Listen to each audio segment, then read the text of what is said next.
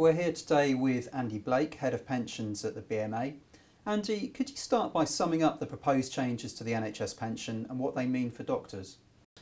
The government's currently consulting on increases to employee contributions. Those increases are going to begin next year, over 3 years, and will, by the end of that 3-year period, mean that doctors in the highest income bracket in the NHS pension scheme will be paying an extra 6%, which basically means that those who are currently paying 8.5% will, in 3 years' time, be paying 14.5%. The other big changes on the horizon are those recommendations that came out of the Hutton report.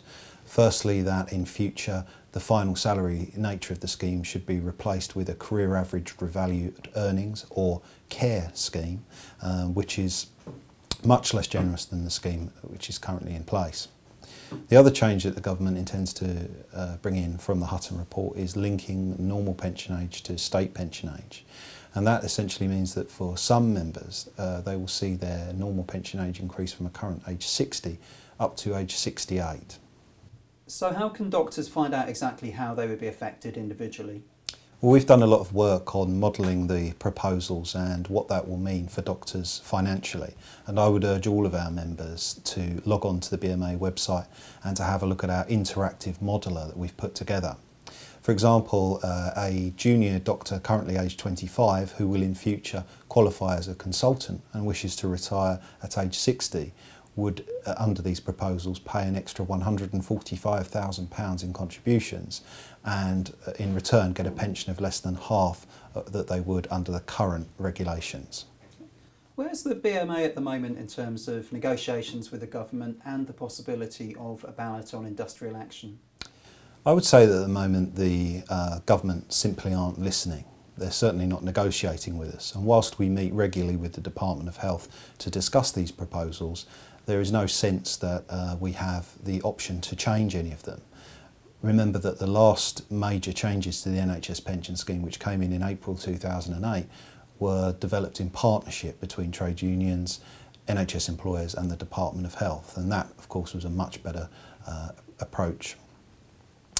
In terms of industrial action, there seems to be an impression at the moment that the BMA is not taking industrial action.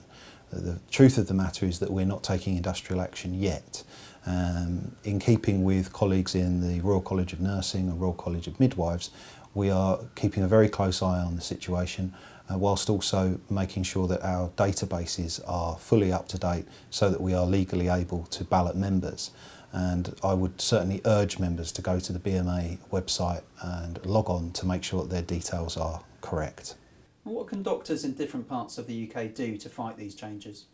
Well, the Department of Health are currently running a consultation on increases in 2012 just for England and Wales.